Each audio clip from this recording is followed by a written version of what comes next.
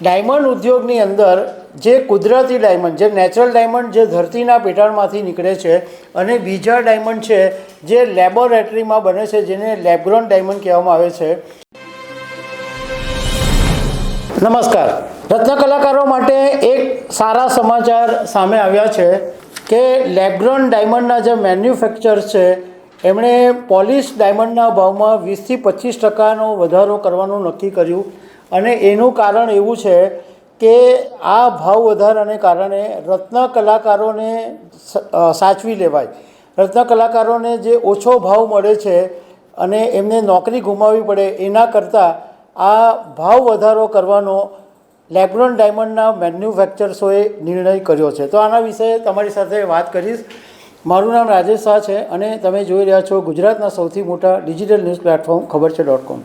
Diamond ઉદ્યોગમાં લગભગ છેલ્લા 2-2.5 વર્ષથી મંદીનો માહોલ છે અને નેચરલ ડાયમંડની સાથે જે કામ કરતા રત્ન કલાકારો છે એમને ઘણી બધી મુશ્કેલીઓ પડે છે એવી વાતો સામે આવી રહી છે. અને હમણાં છેલ્લા કેટલાક સમયથી ડાયમંડ વર્કર યુનિયન ગુજરાત રત્ન કલાકારોને વધારે ભાવ મળે એના માટે હડતાલ બી પાડી રહી છે અને માંગ પણ કરી રહ્યું છે.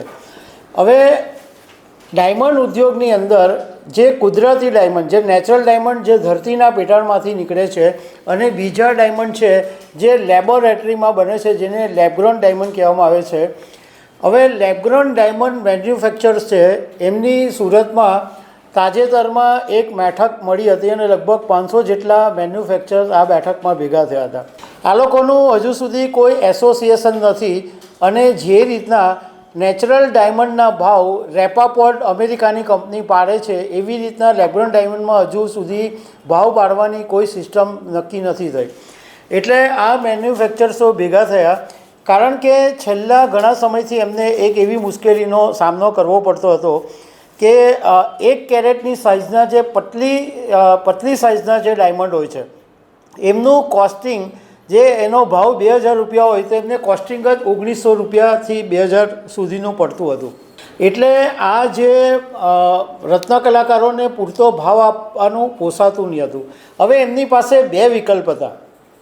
ક્યાં તો રત્ન કલાકારોનું કામ ઓછું કરી નાખે, એમને ભાવ ઓછો આપે અથવા નોકરીમાંથી કાઢી નાખે, અથવા આ જે ડાયમંડ છે એના એ લોકલ માર્કેટમાં જે વેચાય છે, જે મહિધરપરા હીરા બજાર છે, મિની હીરા બજાર છે, ચોકસી બજાર છે, એમાં લેબગ્રોન ડાયમંડના જે પોલિશ ડાયમંડ વેચાય છે એના ભાવની અંદર વધારો કરવો. તો મેન્યુફેક્ચરો એ વાત સાથે સંમત થયા કે અત્યારે આમ પણ નેચરલ ડાયમંડને કારણે ઘણા બધા રત્ન કલાકારો લેબગ્રોન ડાયમંડમાં સચવાઈ ગયા છે, તો એમને મુશ્કેલી નહીં પડે, એમની જીવન ધોરણની અંદર તકલીફ નહીં પડે, એટલે એમને ભાવ ઓછા નથી કરવા, એમને પૂરતા જ ભાવ આપવા છે. પરંતુ આ જે અત્યારના એક્ઝિસ્ટિંગ જે ભાવ છે એમાં 20થી 25% વધારો કરવો અને એ વધારો 10 એપ્રિલથી શરૂ કરવાનું નક્કી કરી દેવામાં આવ્યું. એટલે 2000 રૂપિયાથી 2500 રૂપિયાનો જે 1 કેરેટનો જે ડાયમંડ હોય એના 1 કેરેટ ડાયમંડ હોય એના હવે 3000થી 3500 રૂપિયા લેવામાં આવશે અને 5500 રૂપિયાના જે 1 કેરેટ ડાયમંડ હોય એના 7000 રૂપિયાનો ભાવ લેવામાં આવશે. હવે આ બાબતે અમે લેબગ્રોન ડાયમંડ ઉદ્યોગ સાથે સંકળાયેલા હરેશ નારોલાની સાથે વાત કરી હતી. તો એમણે એમ કીધું કે આ લેબગ્રોન ડાયમંડના જે મેન્યુફેક્ચરર્સ છે એમની મિટિંગ મળી હતી, તો અમને પણ બોલાવેલા હતા અને ચર્ચા વિચારણાના અંતે એવું નક્કી થયું કે રત્ન કલાકારોની જિંદગીમાં નુકસાન નથી કરવું, રત્ન કલાકારોને વધારે મુશ્કેલી નથી આપવી. એટલે એના કરતાં આ જે અત્યારે પોલિશ ડાયમંડ છે લેબગ્રોન ડાયમંડના, એના ભાવની અંદર વધારો કરવો. બીજો એક નિર્ણય એ પણ લેવામાં આવ્યો કે લેબગ્રોન ડાયમંડની ખરીદી પર અત્યાર સુધી આ જે મેન્યુફેક્ચર છે એ 8%નો વટાવ આપતા હતા, પરંતુ એ વટાવ બી હવે ઘટાડીને 4% કરી દેવાનો પણ નિર્ણય લેવામાં આવ્યો.